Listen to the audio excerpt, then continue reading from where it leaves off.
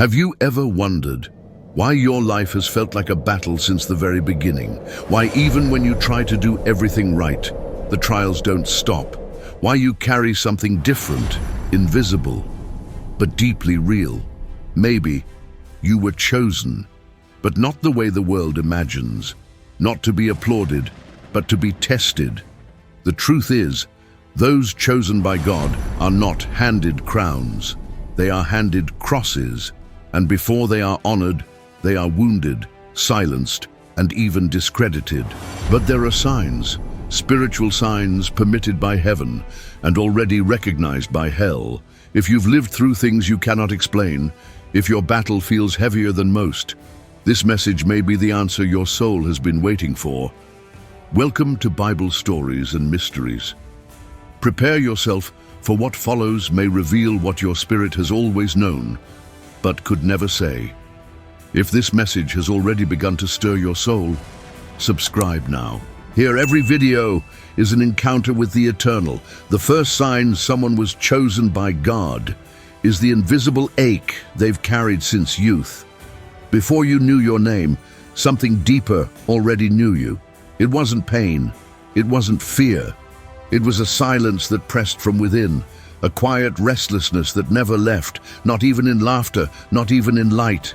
As a child, you watched the world with wondering eyes, but your soul seemed older. You felt things you couldn't explain. Rooms felt heavy. Dreams came early. And no matter where you were never fully there, because part of you always listened for something no one else could hear. You weren't meant to fit in. You were meant to feel, not emotion, but eternity. The ache you carried was not a flaw. It was a fingerprint. Heaven pressed something into your soul before birth, and it left a mark. Hell saw it first, and tried to bury it in noise, distraction, and shame. But you couldn't forget, because the ache was never a wound. It was a whisper. It called you towards silence, towards surrender, toward the sacred. And though you tried to explain it, words always failed. No one saw what you felt. No one felt what you carried, but you carried it anyway, through seasons, through storms, through stillness. When the world promised satisfaction, you smiled politely and kept longing. When others found answers, you kept searching. And when you tried to let go, the ache only grew louder. That is how heaven hides a calling, beneath a hunger that won't be filled. The chosen ones don't always hear God in thunder. They hear him in thirst. The longing itself is the proof. You weren't made for this world to satisfy you. You were made to awaken it. And your restlessness is a sacred map leading home. No titles, no signs, just a soul that refuses to sleep. Because it knows, even in the dark, that something holy is near. This was never about emotion. It was about recognition. The ache you've tried to escape is the very thing that proves you were seen, you were set apart, you were chosen. Let this restlessness speak again. And when it does, don't silence it. Listen. It is heaven still calling your name. The second sign someone was chosen by God is the resistance that rises without reason, just when the path seems clear. Every time you tried to move forward, something pushed back. Not always loud, not always seen, but real enough to stop you. Doors would close without warning. Opportunities would vanish without explanation. You prepared, you prayed, you hoped, and yet the pattern returned. Delay, frustration, invisible warfare, as if something unseen was guarding gates you were meant to pass through, not to keep you out, but to make you press deeper. Hell doesn't fight what it doesn't fear. And the battles you faced weren't signs of failure. They were signs of destiny. Because every inch you've tried to claim came with resistance, not found in ordinary lives. What others receive easily, you had to labor for. What others walk through freely, you must fast, cry, and war for. This isn't because God forgot you. It's because he's forming you, and hell is trying to stop it. There's a mystery in this kind of suffering. The delays that seem pointless are precise. The detours that feel like loss are divine. you didn't lose time, you were gaining depth. Because the ones chosen by God are not only gifted, they are refined. And resistance is one of heaven's sharpest tools. It carves out the false, so only the eternal remains. Do you remember the moments you felt closest to breakthrough, and suddenly it all fell apart? The people who left, the plans that unraveled, the days where all you could do was weep, and yet something inside still believed. That's the proof. The fight wasn't just around you, it was over you. Because your life is not random, it is marked. And marked souls are often targeted before they are crowned. So don't mistake the resistance for rejection.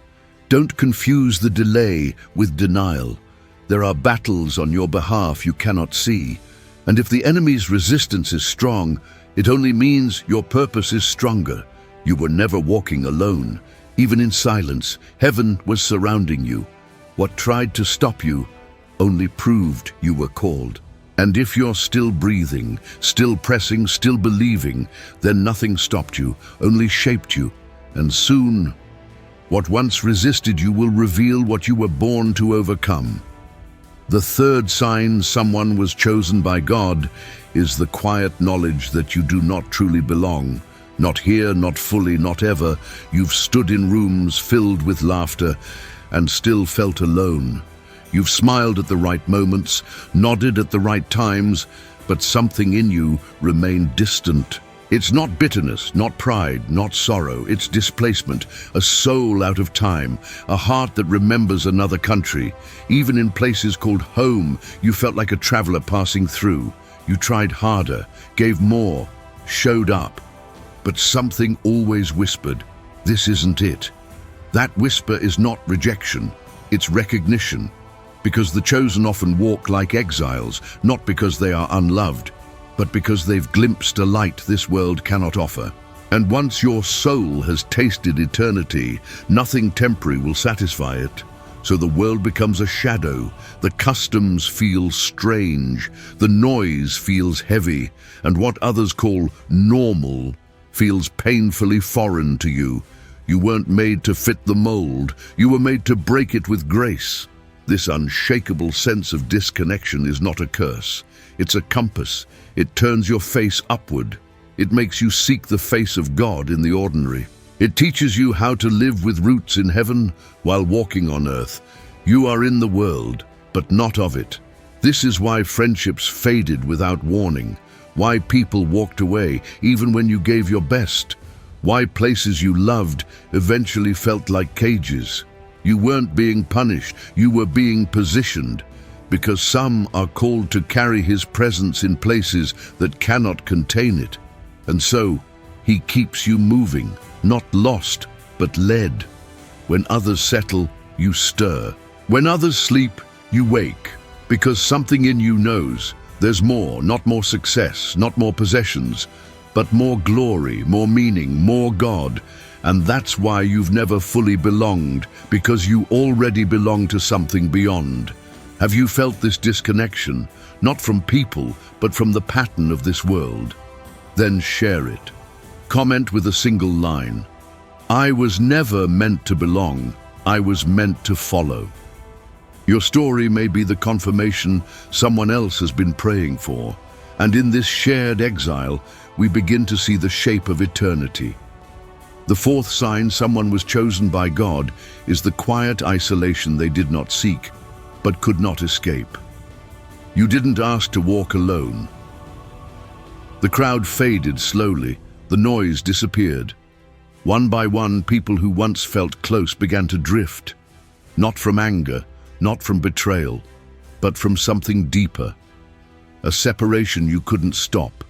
It felt like a pruning, a holy loneliness, and though you reached out, something kept pulling you inward.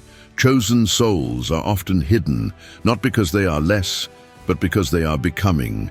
Before the light shines outward, it must grow in secret. And in that secret place, God removes the unnecessary, not to hurt you, but to refine you. He isolates not to punish, but to prepare. And so, you were pulled from the crowd into the cave. There were nights you wondered if something was wrong with you. Why friendships didn't last. Why you couldn't keep pace with the world. Why your heart ached when you were surrounded and felt strangely still when you were alone. The answer was never rejection. It was transformation, the kind that only happens when heaven closes every other door. You see, wilderness is not the absence of God.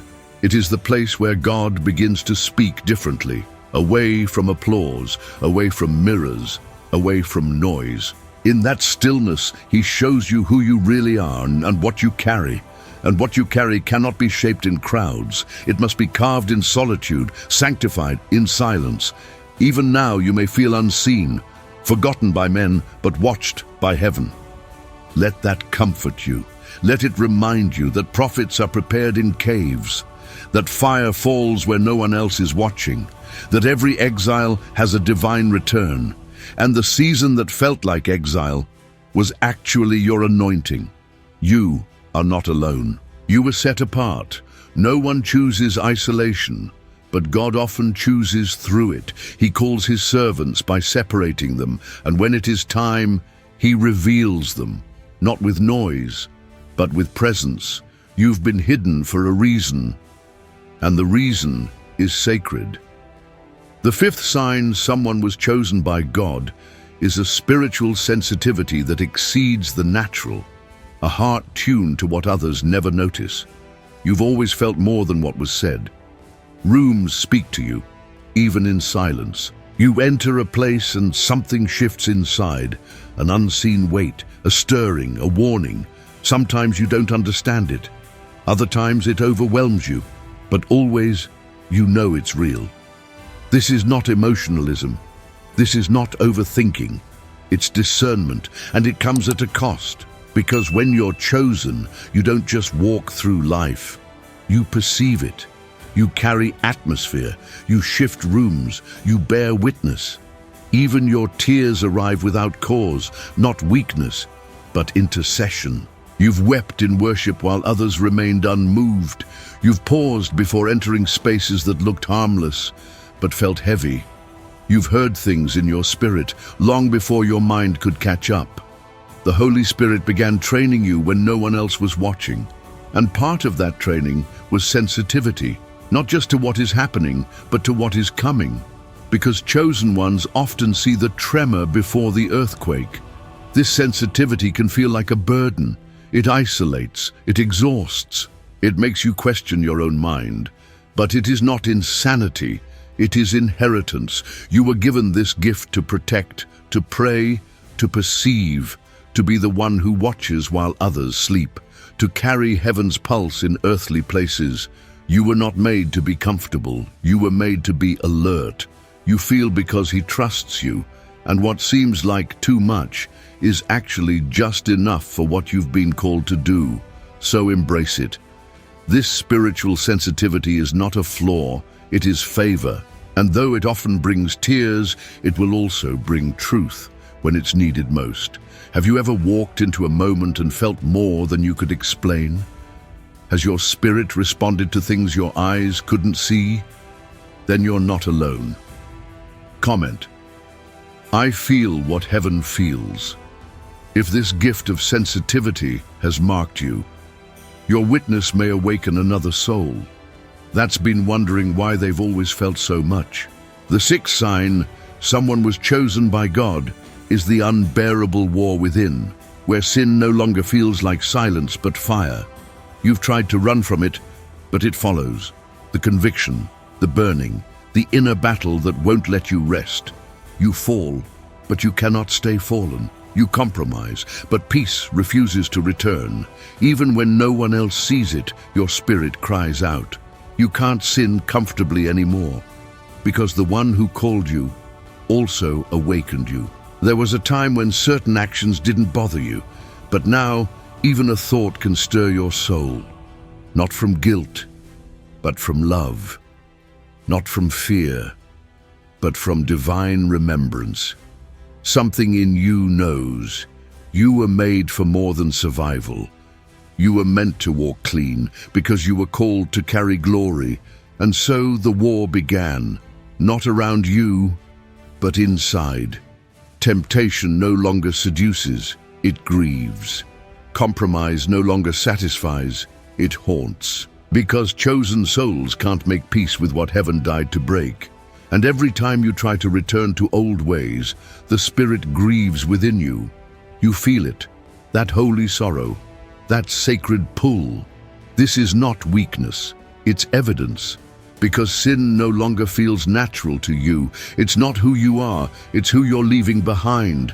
The war is not proof of failure, it's proof of life. Dead hearts don't wrestle, but awakened hearts refuse to lie down. And the more you try to numb it, the louder it becomes. Because this war is not meant to destroy you, it's meant to deliver you. Every fall has become a cry, every stumble, a reminder you are his. And those he chooses, he confronts, not with wrath, but with relentless love. So let the war continue. It is the fire that purifies, and though it hurts, it also heals. Because the very war within you is proof that heaven still burns for you. The seventh sign someone was chosen by God is the pattern of loss that comes not once but over and over, like waves sent to hollow the soul for something greater.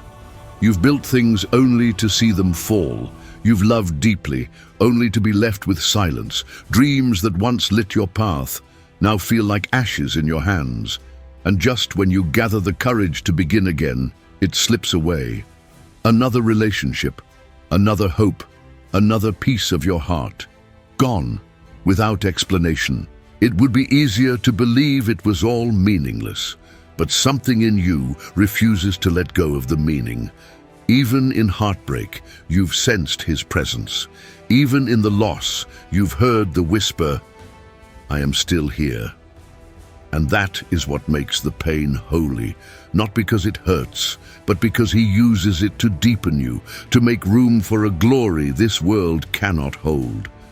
The chosen walk through seasons of breaking. Not because God delights in sorrow, but because resurrection only follows death. And those called to carry light must first walk through shadow. You haven't been cursed, you've been prepared. Each loss stripped away the unnecessary to reveal the eternal. What you thought was punishment was protection. What you mourned as endings were beginnings in disguise. He let it fall, so you could rise without idols. He let them walk away, so your worship would have no rivals. And he broke what you clung to, so you could cling to him alone. Even now, there may be rooms in your heart that feel empty, but the emptiness is sacred space, room for his glory, room for his presence, room for a calling that will not share space with distractions. You are not being destroyed, you are being defined. In the silence of loss, God is still writing your name. Have you walked through loss that felt unbearable, and yet you're still here? Then you carry a mystery this world cannot measure. Comment, "I found him in the breaking." If your deepest pain became holy ground, your scars might be someone else's map back to God. Share it and let your loss bear light. The eighth sign someone was chosen by God is the unshakable knowing that something greater is always just beyond the veil, even when everything around says otherwise. You've stood at the edge of endings and still felt hope. Not hope in circumstances, but in something deeper. Even after the loss, after the silence, after the night, there was still a whisper. It's not over.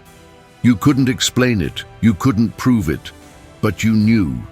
Something was still coming. You carry a compass that doesn't point north, it points upward. A hunger not satisfied by success or applause, a tension in your soul pulling you beyond the present. Even in the middle of chaos, you sense destiny. Even in the ruins, you see seeds. Others settle. You prepare. This is not ambition, it is revelation. Because chosen ones are shown glimpses, not of what is, but of what could be. You've had visions in the night, stirrings during worship, divine restlessness that won't let you quit. Even when the world says stop, something in you says keep going. You walk through valleys with your eyes lifted because you know the valley is not your home. You speak life over dry places because you've heard heaven speak life over you. You've been marked by a promise not yet fulfilled, but already alive in your spirit. That is why the darkness hasn't broken you. You weren't made to remain in sorrow. You were made to carry the sound of resurrection. This is why you've survived what others did not.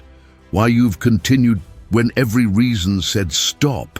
Because what's ahead is not just your future, it's your inheritance, and your spirit remembers it even now.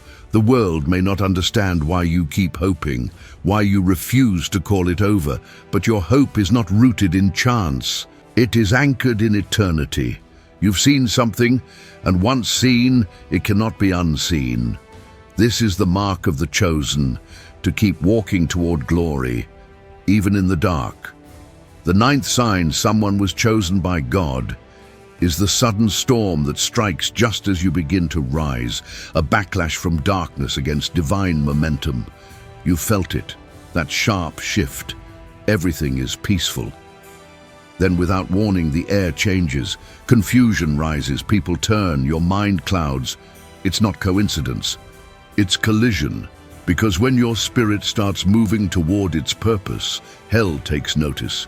The attacks don't come when you're idle. They come when you're on the edge of breakthrough.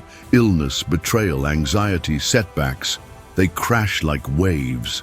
Not because you're doing something wrong, but because you're stepping into something right. Your obedience disturbs the darkness. Your alignment awakens the adversary. This is not superstition. It is spiritual reality. The enemy fears momentum, especially in those marked by God. So he sends distractions, delays, emotional heaviness, not to destroy you, but to shake your focus, because your next step threatens his ground. And yet, you're still here, still standing, still believing.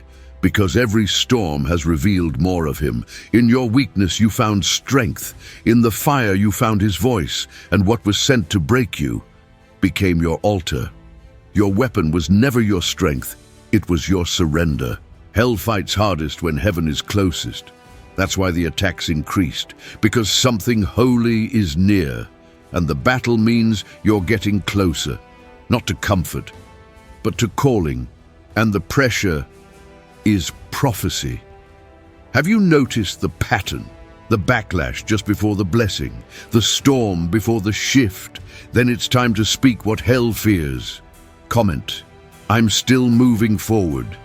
If the darkness couldn't stop you, let this be your declaration and your invitation to others still in the fight. The 10th sign someone was chosen by God is the unmistakable voice that finds them in the midst of chaos. Quiet, piercing, divine. You were on the edge, not just of giving up, but of disappearing inside. The noise was too loud, the weight too heavy. But then, without warning, a word found you, not from a preacher, not from a plan. A verse, a whisper, a stranger's voice at the perfect moment. And your spirit knew this was not coincidence. He speaks through storms, not always to stop them, but to awaken you in the middle of them. When all else falls silent, his voice comes through the cracks, not in thunder, but in remembrance. You are not forgotten. You are not lost. You've been watched, pursued, held, and the chaos was never louder than his voice. This is how you know you're chosen. Not because of your strength, but because of how often he has rescued you from the silence. Every time you thought it was over, he found you again with a scripture, a song, a sentence, tailored to your soul in your hour of breaking. The world didn't notice, but heaven did. You are the one he keeps speaking to, even when you've stopped listening, because your name is written in places that darkness cannot erase. He doesn't shout. He reveals, and when he speaks through chaos, it's because he still has something for you to carry, something that was never meant to die in the storm. So listen, not with your ears, but with your remembering. Go back to the moments when you were drowning and a light broke through. That was him. And if he's still speaking, it means your story is not finished. You are not just surviving, you are rising. This is Bible Stories and Mysteries. Here we unveil what the world forgets and what the soul never forgets. Subscribe now and activate the bell, not just to follow, but to stay awake. Each story here is a step deeper into what you were born to remember, because when God chooses someone, He keeps speaking until they hear.